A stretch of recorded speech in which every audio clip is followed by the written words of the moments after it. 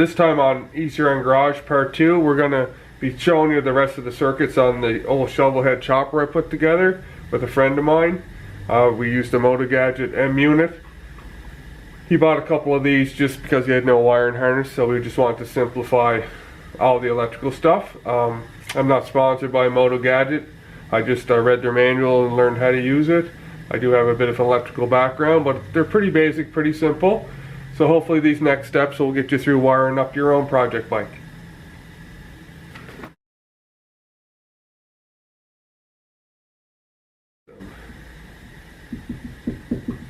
And it's minus 10 here again today. So I got my little propane heater trying to keep my whiteboard warm enough to write on. So with the ignition system, it's pretty basic on these bikes, so I'll just draw the Motogadget again. Inputs, outputs,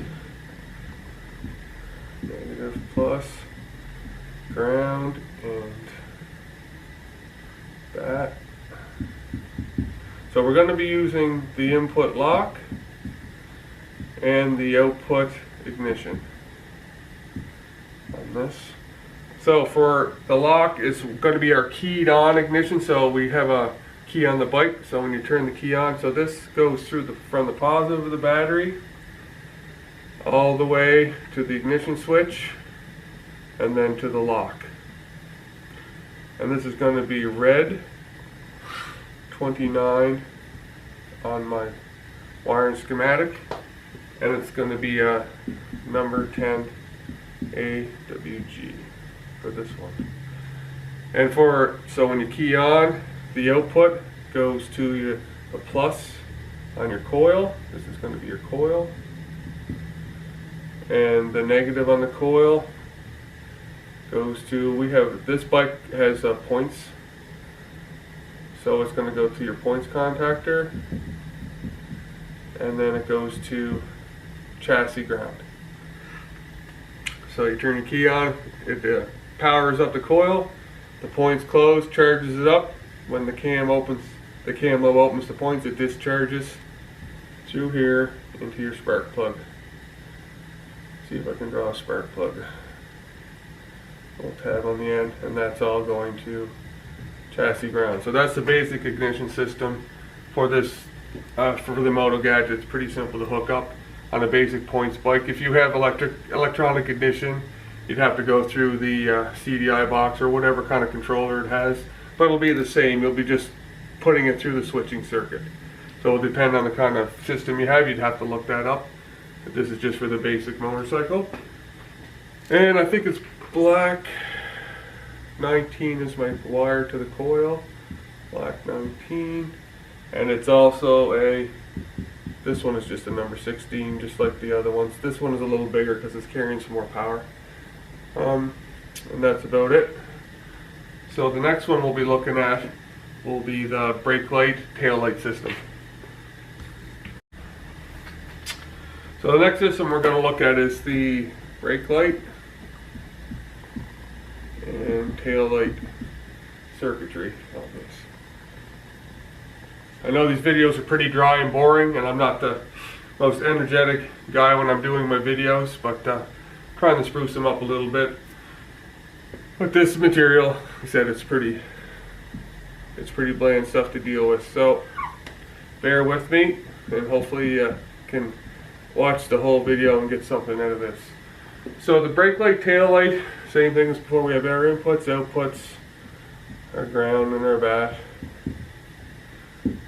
So we're going to be using only one input on this one, and it's going to be your brake.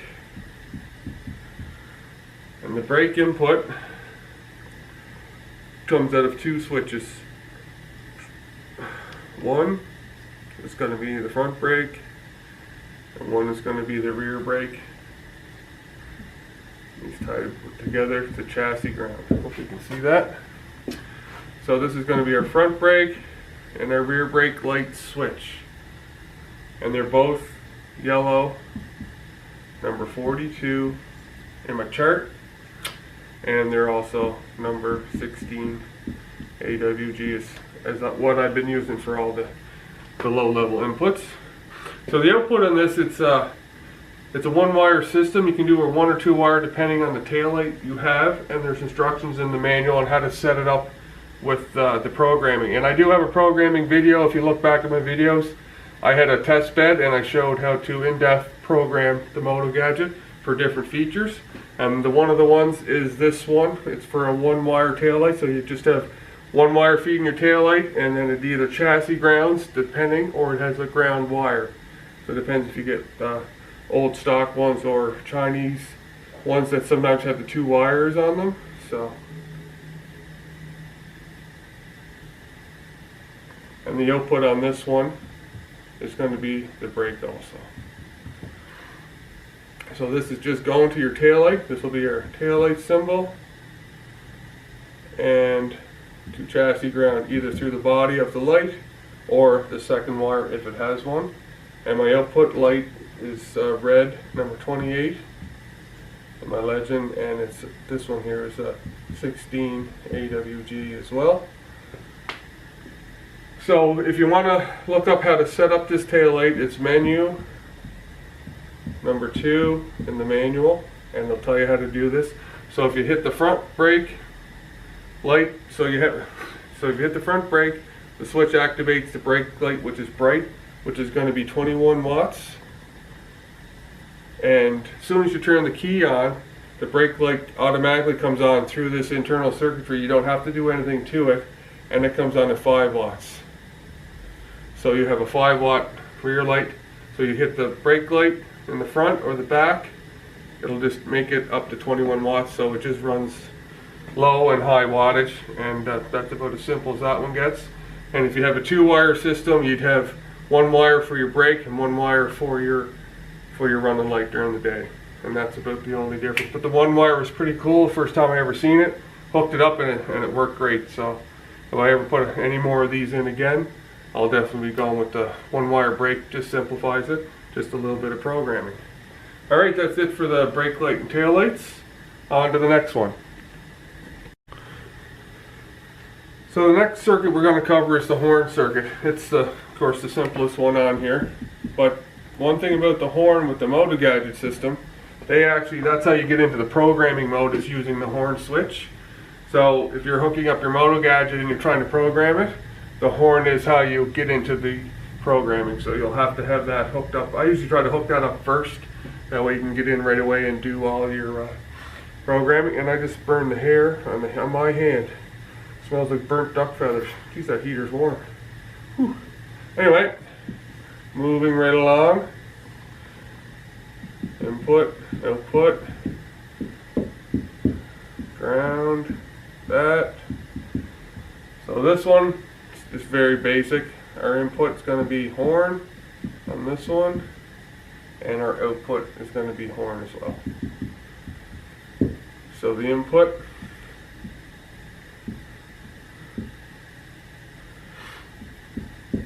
so it goes to your horn switch on the handlebars or wherever you happen to have it, and then the output goes to your horn, which I'll just make as a light symbol for now, and that goes to chassis ground just like everything else. So the way they have it drawn, actually I should just do it like they did in the manual so no one's confused. If you're following along with the manual, I'll try to keep it the same. So they have the symbol for the horn like this, with an H, and then the chassis ground. So when you do the programming, I won't go into it in depth, but you hold the horn button on when you turn key on the bike, and that gets you into the programming mode for the emulator. But if it's not in programming mode, you just hit the button and the horn goes beep beep, and that's it for the horn system. And for the input I used, it's going to be black, 39 in the chart, and number 16 AWG again. And the output I used white, 33 for my horn, and that was also a number 16 AWG size wire. And I think, yeah, that's everything for the horn system. So the last system we're going to work on is the charging system, which is going to be just this. It's going to be bike specific for this shovelhead chopper. Alright, so the wire we're using this is a number 10 AWG. So it's going through from the positive of the battery through the 40 amp fuse, and this is going to ground still as usual. But we're going to add in a wire on this side of the fuse up to the voltage regulator. REG. The voltage regulator on this one is a 1 wire, and it has 3 wires that go to the generator on this, and it's chassis grounded through the regulator itself. So this here will be your, we'll say, alternator or generator slash generator, depending if you have a 2-wire, 3-wire system. So basically what this does, when the motorcycle is running, it's making AC.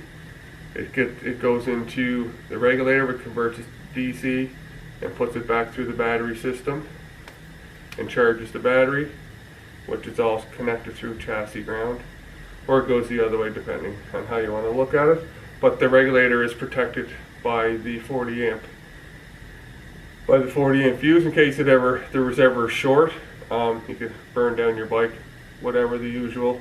So if this was hooked directly to the positive and around this fuse, potentially there could be a short circuit and cause a big fire or a lot of problems.